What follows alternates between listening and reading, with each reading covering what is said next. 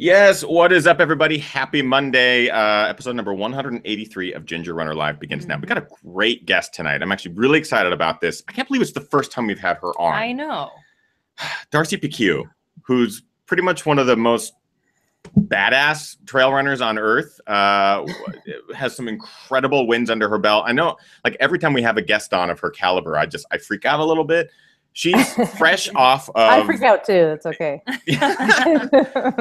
She basically just ran the 221 miles of the John Muir Trail in a fastest female supported time. But she was so close to breaking the overall FKT. All these things. And we're going to talk to her all about the experience, her crew, what it was like to be out there alone for days, other than quick little checkpoints. So we're going to talk to Darcy all about this John Muir Trail business on tonight's show. Sit back, relax, grab your beverage of choice. Here we go, guys. Ginger Runner Live begins now.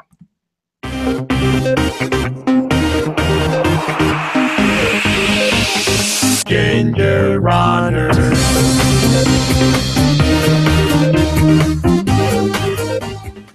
Yes, what is up, everybody? Happy Monday. We appreciate you guys taking the time out of your busy lives to spend a little bit of it with us tonight. And I'm just going to start the show by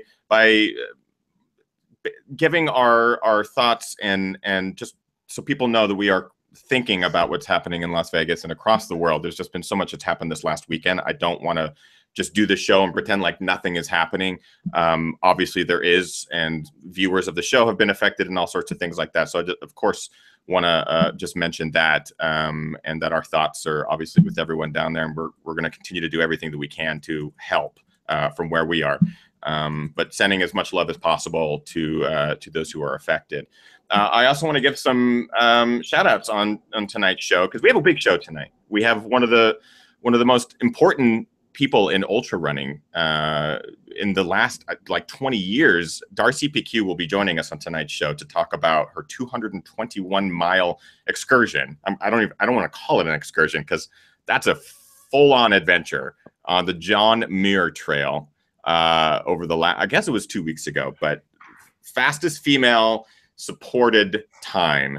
And it's incredible. It's incredible. And I can't wait to talk to her all about that. But before we get to that, of course, Ginger Runner Live cannot happen week after week without some wonderful people, yes, including all of our supporters on Patreon. We actually have a couple new names to talk about tonight, which I'm very excited about. Brian Sands, who's been a supporter of the show now for quite a long time, is running his very first marathon next week. It's coming up. Coming up October 8th, which we're very excited about. Brian is going to update us with his experience, and it's also going to be during the GRVR, so that'll be very exciting to follow up with him. And Rick Bjarnason is a new top-tier Patreon supporter. He's been a runner for a while now, and he is actually going to go back to the Sinister 7 in Canada. Big, nasty 100-miler that he was not able to finish last year, but he's going to go back next year, and he's going to try to do that, and we're going to kind of follow along with some of his journey. He's over there at cheekymonkeymedia.ca, so big shout out to Rick. Glad to have him on board and can't wait to follow his adventure. And finally, a longtime Patreon supporter, Chris Lee, just started a brand new organization called Trailblazer in Hong Kong in an attempt to get as many people as possible out there running trails, hiking trails, and showing off the fact that Hong Kong has some of the best trails in the world within 15 and 30 minutes outside of the city. And Chris Lee's been a long-time supporter. He and I have chatted multiple times. It's usually very, very early in the morning because he's in Hong Kong and we're here in Seattle. But great supporter of the show, and it's really awesome to have him on board and to talk more in the future about his organization and how it's going to help a lot of people. Cool. So that's it to start the show off. I want to introduce our guest. She's run and won Hard Rock multiple times, so she's badass already. But she's just one of those legends in the sport that has done so much, has won so much, and has recently run 221 miles of the John Muir Trail, basically south to north. So starting in Whitney Portal and ending in Yosemite Valley. Welcome to the show for the first time, Darcy Piceu. Yay! I'm so sorry for the long intro, Darcy. I have to make sure I roll out the red carpet for you. That's okay. Thank you for having me. How are you recovering, first and foremost? Surprisingly, I feel really good. I felt really good from the get-go. I think because it's such a different pace going that long that my muscles weren't as sore as I think normally what I experience in races, because you're pushing yourself a lot harder. So it's been good. Just had to catch up on a lot of sleep. And, really it was sort of a deep sense of fatigue in that way, more so than muscle soreness and whatnot. So just a lot of sleep, focusing on nutrition and sleep has really kind of been my goal. Yeah. Is this different than 100-mile recovery for you? In some ways, yeah. I think that, again, I think typically I'm a lot more sore from a race, a 100-mile race, than I was from this, oddly. I definitely, I had blisters. I normally don't get blisters. My feet were a little more just kind of tender and sore and things like that. But it wasn't the same kind of soreness that I normally get. So. Yeah. I want to remind everyone that we are, of course, live. Yes, you guys, my name is Kim, and I am in the chat room as always. So if you guys have questions for our guest, which it looks like they are rolling in, ask them in the chat room. I'll be pulling them throughout the hour. I'll start this right off the bat, because when Darcy and I talked about getting her on the show, it was fresh after the FKT. I was really excited to have her on because it's such a big deal. I mean, it's a feat that I can't fathom. I've been witness and managed to film an FKT around the Wonderland Trail. So just being present during one of these insane expenditures is an honor, and it's amazing. But then to hear about the 221 mile John Muir Trail and the FKT, it's all sorts of crazy. And we managed to get some miles in on the John Muir Trail from various points. There, in the last few days, has been a little bit of controversy, a little bit of drama just kind of surrounding the last few miles of it. If we get questions about that during the live show, I want to just point out, I'm not an investigative journalist. I'm not here to pull apart little details and stuff like that. There's plenty of web forums that seem to be doing a great job of that. But definitely what I want to do is talk to Darcy about the overall experience. So as questions roll in, we'll obviously kind of have to pick the ones that don't deal necessarily with any of that. There's already a lot of good questions in there. Yes, not an expert on any of that kind of stuff. So Darcy, let's start here. What drew you to the John Muir Trail? Why this one? Well, 2 years ago, I had actually gone out there just solo with another friend of mine, Catherine Mateys, who has been with me at a lot of different races, a lot of hard rocks over the years. And I had wanted to go and run it as an unsupported solo mission. So I started the trail. Actually, I started the portal. I had permits, all of that, and I was carrying a lot more food, a lot more weight in my pack, and I got to about the 42-ish mile junction, Kearsarge Junction, and my pack had rubbed a huge kind of gash in my back, and was just kind of struggling on an emotional level, but was really blown away by the beauty of the trail that I had seen thus far. And so it just drew me in, and I knew that, so anyways, I bailed out at Kearsarge at that point, but knew that at some point I wanted to go back. But I didn't want to do it alone. I wanted to go supported. So yeah, that's, knowing what I saw in the beginning 40 miles was enough to draw me back. Yeah. I mean, I think we've seen maybe 10 miles of the John Muir Trail, and it's still some of the best 10 miles I've ever touched. Yeah, it's stunning. So for something like this, where you set out to set a fastest known time, what are sort of the logistics that you have to, especially with the John Muir Trail, what are some of the logistics to this trail that maybe make it a challenge? I know permitting at one point was a challenge and stuff like that. Let's get into that. Right. Yeah. Permitting, putting in for the lottery, things like that, well in advance.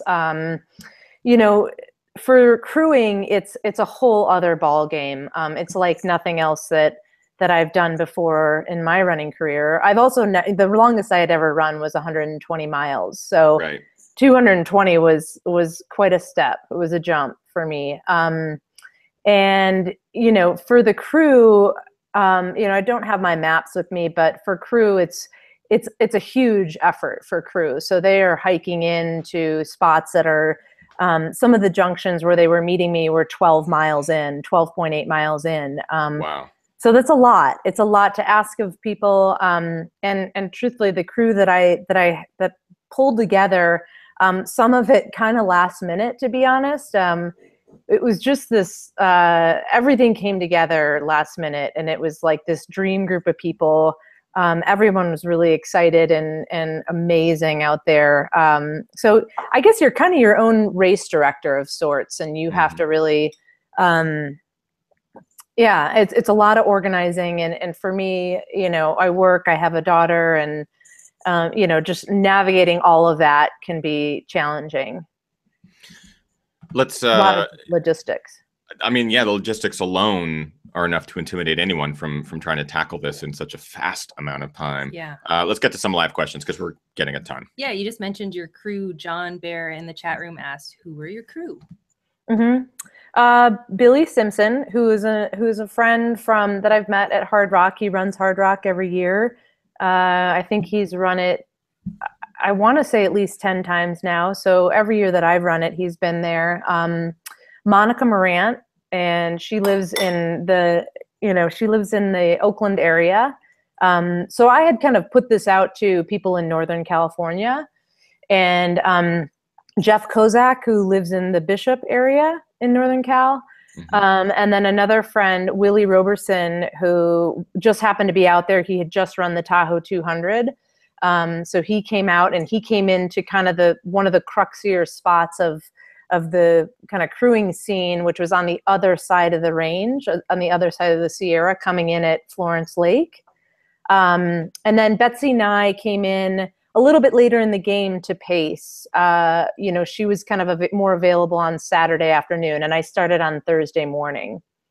And Betsy Nye is a 15-time Hard Rock finisher. So, yeah. Yeah, I mean, just being familiar with members of your crew, Billy's a good friend, Monica's a good friend, Jeff, and you had pretty much the best crew you could have asked for. I really did. A lot of experience, right? Yeah. Monica didn't have a ton of experience crewing, and she really put herself out there. It was actually really emotional to see what she kind of did out there. And she hiked over Bishop Pass and into LeConte Canyon to meet us through the night. She got there at 8 a.m. and she almost missed us by about 5 minutes. Wow. And so it was, she literally, we came running down up into LeConte Canyon, and she had just gotten there 5 minutes prior to. So to just, witnessing her kind of pushing her limits as well I think we were all having a pretty surreal kind of experience all together at once. So yeah, it was definitely, the gratitude I have for those guys is pretty immense. So, I mean, it's so much different than a race. It's so much different than any sort of event that's supported. Even the events that are fairly unsupported, it just doesn't compare. So how do you, someone who has run some of the hardest ultras on earth and done very well at them, how do you wrap your head around a distance that's double what just about double what you're used to running at your maximum? And then also dealing with the fact that you might not see your crew. Like, what if you miss someone, or, all of these little problems that could arise? How do you deal with that? Well, like I said, the first time I went out there, the first 40 miles it was tough for me emotionally. It was really hard for me to wrap my head around it, to wrap my head around doing 220 miles. And then it was very similar this year, actually. The first 40 miles I was alone, and I got into my head, started thinking that I wasn't going to be able to have contact with my daughter, and you're out there, you don't really have contact with the outside world. So, I started to get into my head about it, even this year, doing it. And so, it was just a lot of kind of talking myself through, just thinking about just get to the next point where you're going to see a crew or a pacer, kind of similar to a 100-miler, where you just think of it as aid station to aid station. Sure. I think a switch kind of flipped for me when I started to think of it that way, when I thought about it as I just have to get from one point to the next, when I was going to see this amazing crew that was going to be out there. So, and I think that was, you know, getting over that hurdle for me was the biggest thing. We have tons of live questions. Let's get to some of those. Yeah, great question from Nathaniel in the chat room. Darcy, how does an FKT attempt differ from a race, which you just kind of briefly touched on? How do you stay motivated during the lows on a FKT without the traditional race competition component?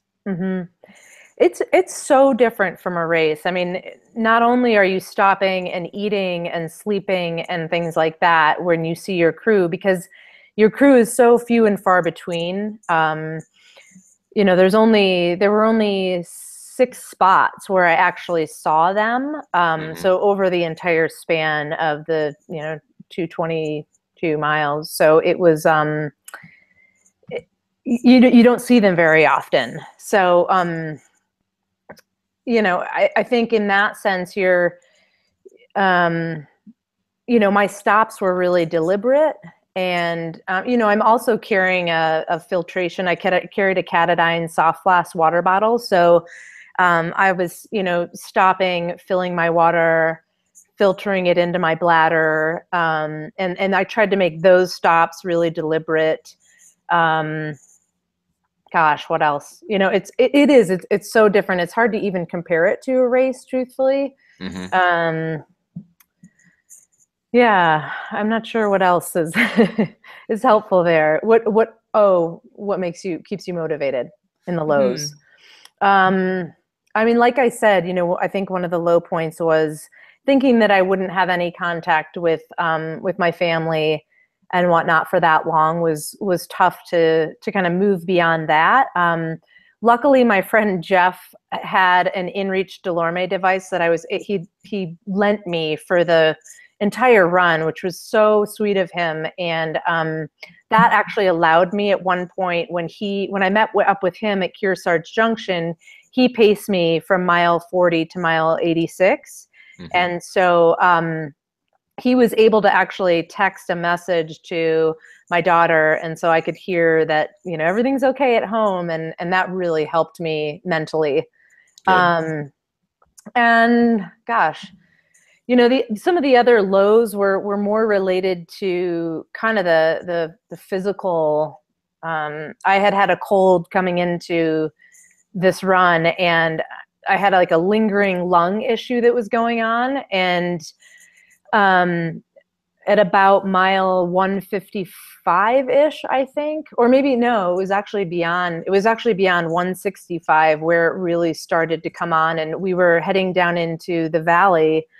We had entered into Yosemite National Park, and the cough kind of took over, and it slowed me down to a walk in a section that was really runnable. It was about 9 miles of really runnable terrain.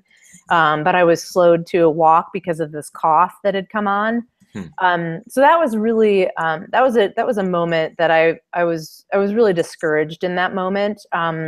Luckily, Billy Simpson was with me in that point, and, you know, just having his encouragement there was really helpful.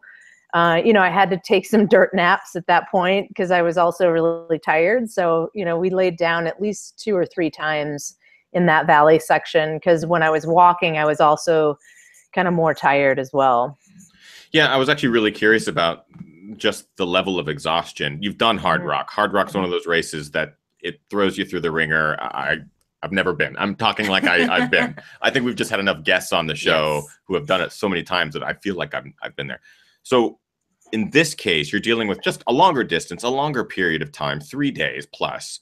Are you sleeping? Do you have a sleep plan in advance? Or is it literally push as hard as you can for as long as you can, take advantage of a sleep cycle, and then continue to push on? Yeah, no, I definitely had deliberate stations that were designated as sleep stations with my crew. So, and I had to do that because if they were hiking into me, they had to know whether or not they were bringing a sleeping bag and a tent and all of that stuff. So, typically everyone brought in a stove. I had a really small stove, and But yeah, so I had specific spots that were set up as sleep stations. And every time I had gotten to one of those stations, I would typically get there, eat, sleep for 1 hour, and I would ask that person to wake me up in an hour, get up, eat again, and then take off. And so most of the stops, I would say, that were sleep stations were about 2 hours long. Okay. Yeah. And you felt that gave you enough energy just to like reboost you? Yeah, for the most part. During the day, I didn't struggle with feeling really sleepy. The nights were obviously harder. The second night, I was completely alone the entire night. And I thought that was going to be the hardest one. But it ended up actually being the one that I was most alert, because I think I was running scared a little bit. I think I was afraid of bears. And so I was very much on alert, and I had a lot of navigation questions during that time. So I was constantly pulling out my maps and whatnot during the middle of the night during this specific section. So that night ended up being the easiest. The third night, I think I would say, was the hardest. I was most tired, and that was in that valley that I was talking about before. Right. I still can't wrap my head around this. I just can't. It's just so many miles, and you're moving so fast through all of these, Darcy.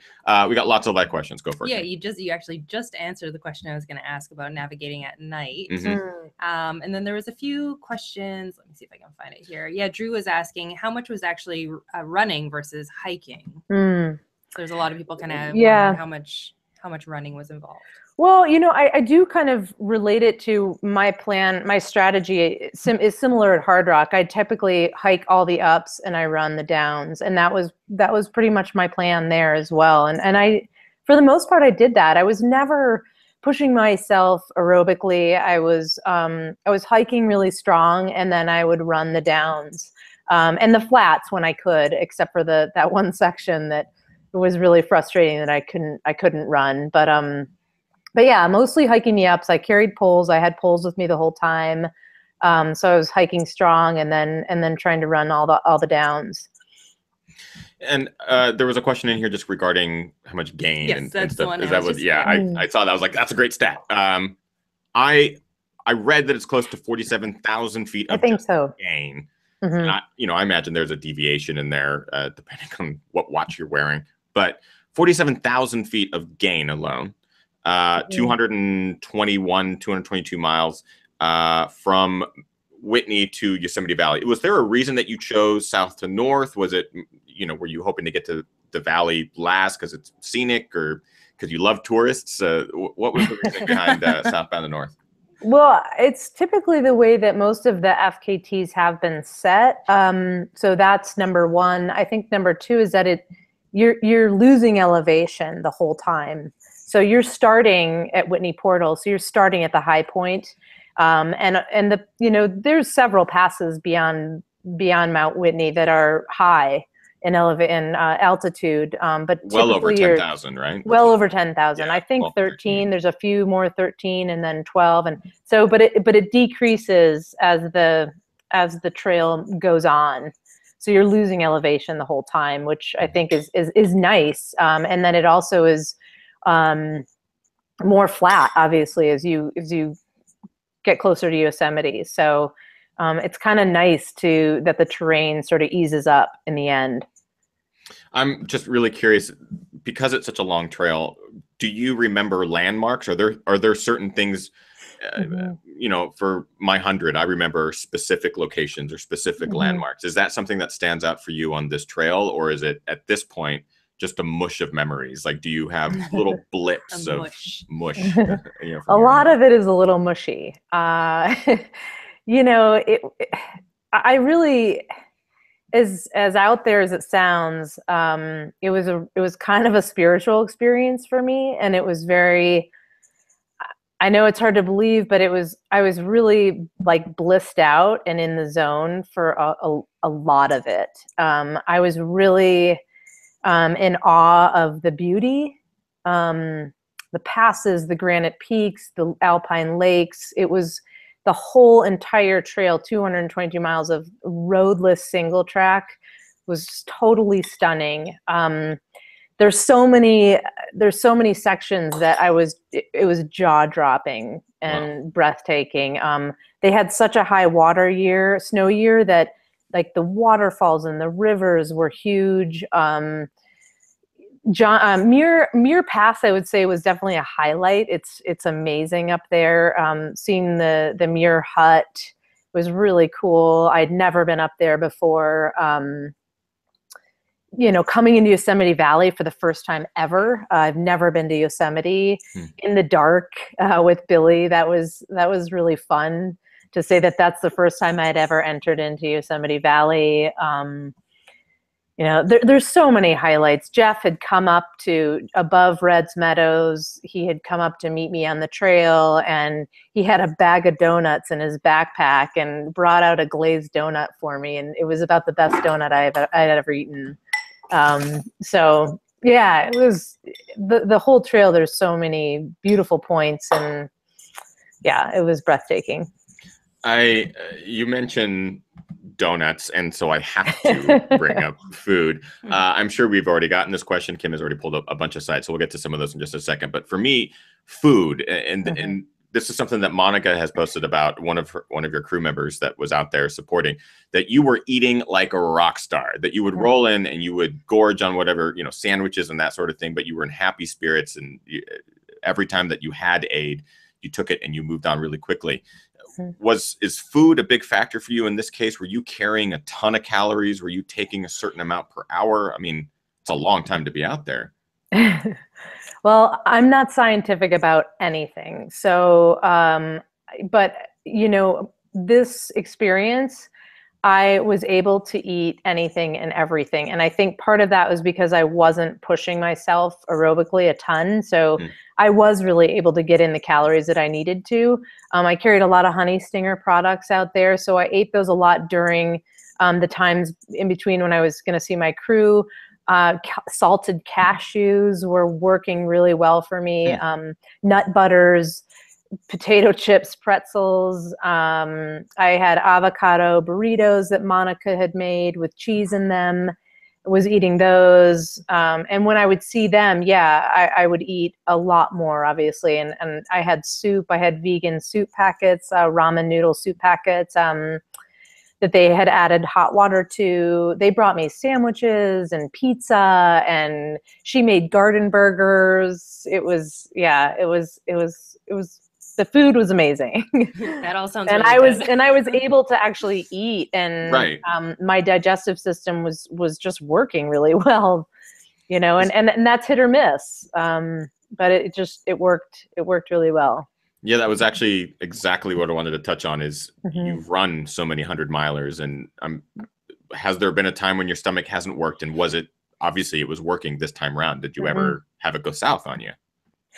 Not on this run. No, it didn't go south on me at all. And so I was really lucky in that sense, because I have had stomach issues in the past, not a lot, but I have experienced it. But I feel like I was so fortunate that it never went south. It was always really solid. I was always able to get calories in. And that's really, as you know, that's the name of the game out there is, you know, getting in enough calories the whole time, consistently as well. Yeah. Unlike a race, you don't have a person in front of you to chase. You don't, or behind you that's chasing you. You're literally chasing a ghost. So in this case, as you're running, for days, do you have set splits? Are there certain passes where you know the previous FKT was set at this pass, or are you running with any sort of times in mind, or are you just going as fast as you can and just hoping that the last day you can get it? I sort of had very broad kind of time goals in mind. But, you know, my crew would say that they were, by the time I got to Red's Meadow at 165, they were chasing to keep up. So I guess I was ahead of when I thought I was going to be there. I wasn't paying too much attention while I was out there to what my times were. I didn't even give them pacing charts or split charts or anything. So we were winging it. We were winging it in a big way. Yeah, and I've been asked for what those charts would look like by someone who's going to go out and attempt the JMT soon here. But the funny thing is I don't even have them. So, but I love that. That makes it even more organic in the sense of you're doing what your body will allow you to do. Yep. I think that's great. And you were carrying you said you were carrying the Delorme the entire time. So people can go back and look and watch your journey and see the times and stuff. That's pretty cool. Yep. Let's get to some live questions because Kim, you've been very patient. Question from Scout in the chat room. How different was your experience with the JMT FKT attempt versus your rim to rim to rim adventure? Also, any interest in going back to reclaim the rim to rim to rim female record? I mean, rim to rim to rim is so much different for so many reasons. It's such a different distance. It's so much shorter. It's a lot faster. And this year I kind of went out there on a whim and attempted to do it on my own. And that's such a different, it's tough to even compare the two, really. But mostly it's just the distance, and I was carrying everything. I didn't have any crew on the rim to rim to rim. I was just going solo out there and just relying on the water stops that are at the base of the canyon. So yeah, it's a very different experience. Go ahead, Kim. We have Jeff Kozak in the chat room. One of your crew members. As well. And he says, Darcy's Excel spreadsheet was sparse on details and sparse. Yeah, when you bring your crew on and I think he was nervous. Was he? Yeah, I think so. We've been crew for FKT attempt before, and I think we were provided with enough data for us to go, okay, I kind of get what our day's going to look like. I can't imagine showing up to crew you, Darcy. Like a multi-day. A multi-day. I mean, I didn't realize people had to hike 12 miles in just to see you. Yeah. That's crazy. It's so different. I mean, they're hiking in with like legitimate backpacks and camping gear.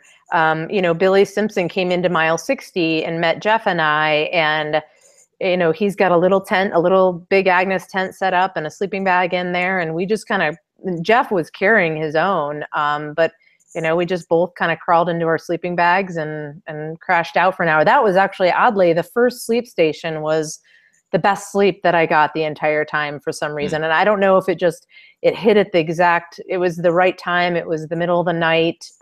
We were both exhausted. And we both actually really slept for an hour. The other sleep stations, I didn't, I would say the sleep was iffy because, it just takes some time for your heart rate to decrease. And a couple of them were during the day. It's harder to sleep during the day. There was other hikers coming by, things like that. That was actually a question that I was going to ask was, it's a popular trail for through hikers. It's, you don't have to worry about the PCT thousands of miles. You can do the JMT in a shorter stint. Did you run into a lot of traffic, or where were the high traffic areas? Well, I think it was a little bit later in the season, so maybe the traffic wasn't as high as it normally is. But most of the through hikers are going in the other direction. Right. So I would say the majority of people are actually coming at you. There were actually only probably a handful of people that were going in the direction that I was going in. So it was always surprising to see people going in that way. And I really enjoyed, I stopped and I talked with a lot of different through hikers, and I really enjoyed hearing people's stories and talking with different people on the trail. And I talked with a guy who was a through hiker on the PCT, and he had taken a detour onto the JMT to watch the sunset at, Thousand Island Lakes. And people were just they were really friendly too. They weren't, when I told them what I was, because people were curious because my pack was obviously way smaller. Yeah. But they were curious to hear what I was doing. And I stopped and talked with a lot of different people, and that was also part of the experience, and a fun part of the experience for me, to kind of hear other people's stories. What was probably one of your favorite memories of this adventure? If the brain can put mush into a more focused memory. Gosh, there's a lot of them. I don't memories. They can involve sandwiches or donuts. It's totally okay. I think there's two that come to mind. One was, I don't even remember what pass I was on, but I just I was overcome by emotion and the beauty of it, and I just remember tears just flowing down my face, and it was just this really amazing, beautiful, emotional experience of just being out there. And the sun came up 4 different times on me, and every time the sun came up, I was really grateful to be there, and I almost didn't want the experience to end, as odd as that might sound. I didn't want it to end. And I would say coming into Reds Meadows, I think the energy was really fun and playful there. So that was another really fun moment, and just being with those people, that crew, Jeff and Monica and Billy and Betsy, and Willie was so amazing. Let's get to a couple more live questions. Unfortunately, we don't have Darcy for very much longer, but I want to make sure we get to some of these questions before we let her go. Question from KDW in the chat room. Darcy, how long into your running career did you start to feel comfortable as a solo woman FKTer? Have you always been comfortable alone in the wilderness? Yeah. Well, my background, I led courses for the Colorado Outward Bound School for 5 years. So I do feel really comfortable in the backcountry, and I think that really helps me. You know, and sometimes I kind of go into it with a little bit of naivete, and you know, I probably maybe should have carried some bear spray with me, but I didn't have anything like that. Thinking back, it might have been smart to carry something like that with me. But I feel safer in the backcountry than I do walking down a city street. So that's kind of just my own personal feeling being in the backcountry. Let's get to maybe one last question there. Sure. Question from Erica in the chat room. Darcy, do you maintain the training load volume required for events like Hard Rock year round? If not, what do your winters look like? Yeah, no, I don't. I would say my training isn't typically that high in general. Like my mileage isn't that high in general. And yes, in the wintertime, I really love, my other passion is skiing. So I really love skiing in all forms: cross country, ski-mo, telemark skiing, alpine skiing, AT skiing, really any of it. I love it. So I'm really excited. We've seen some snowfall in the Indian Peaks here, our local peaks, and I'm excited for the ski season. And I do some yoga too. Yeah. Well, I honestly, I'm in awe. Yes. It's an honor to have you on the show, but it's also an honor to talk about such an incredible accomplishment. It's just for a regular runner, it's unfathomable, but it's also incredibly impressive. The previous supported female FKT was 3 days and 20 hours. And Darcy, you managed to complete this in 3 days, 7 hours, and 57 minutes, beating or besting that time by 12 hours. My times are correct? That's correct. Yep. Yeah. Yep. And that is minutes off of the men's supported FKT, correct? Correct. Insane. Like minutes. And I'm blown away. Would you go back and do this again? Like, is this one of those things you're like, you were so close to getting the overall FKT. Would you ever do it again? Gosh, I don't know if you could redo this experience. So I'd be hesitant to say that. Just everybody, the group that I was with, the people I was with made it. It was something special out there. And I don't know, you know, I've kind of been saying, if I go back, I'm going to go and I'm going to take my daughter when she's old enough and backpack it and help her to experience the John Muir Trail, because it's really something special. And if all you can do is go out there and fast pack it, go out and experience it, because it's really an amazing, special place for sure. Darcy Piceu, oh gosh, yes, we are in Yeah, the company of Greatness. greatness. You are a first-time guest on the show, which again, long overdue.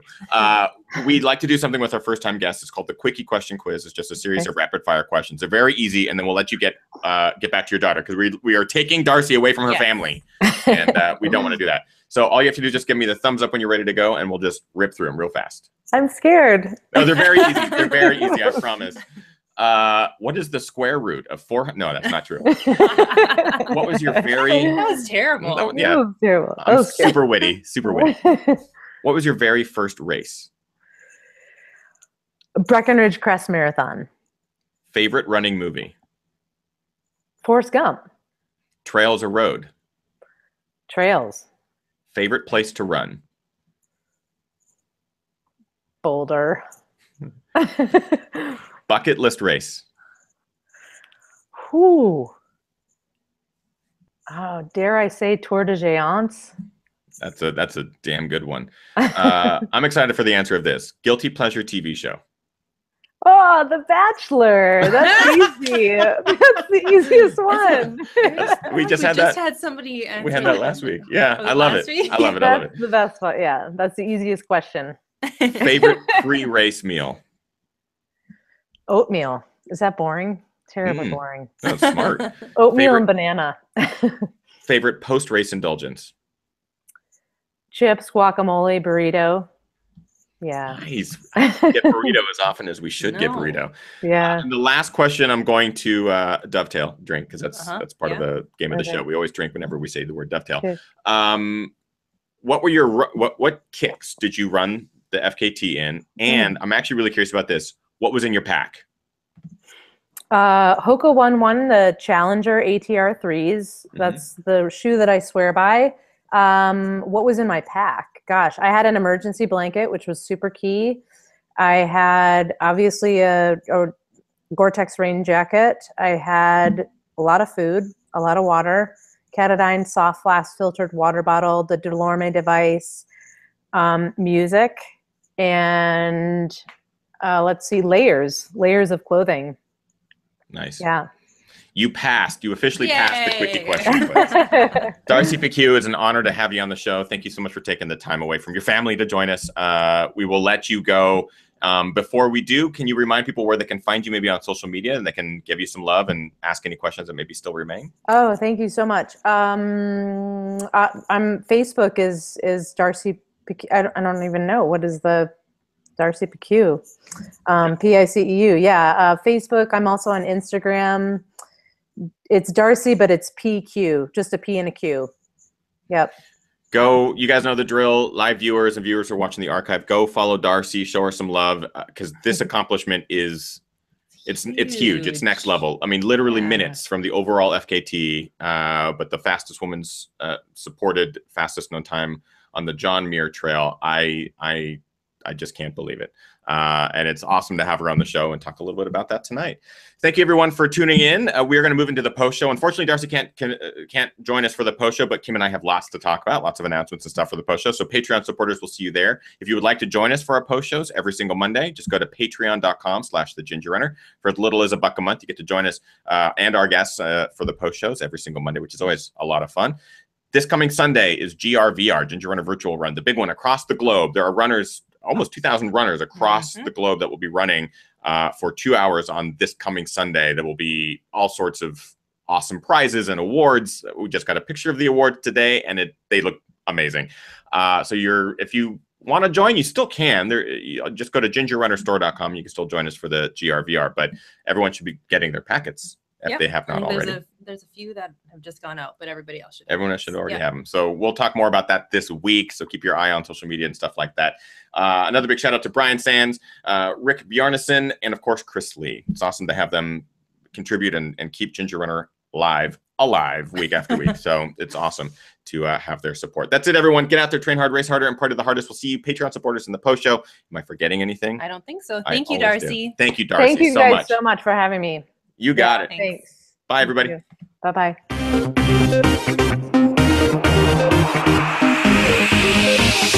Ginger Runner.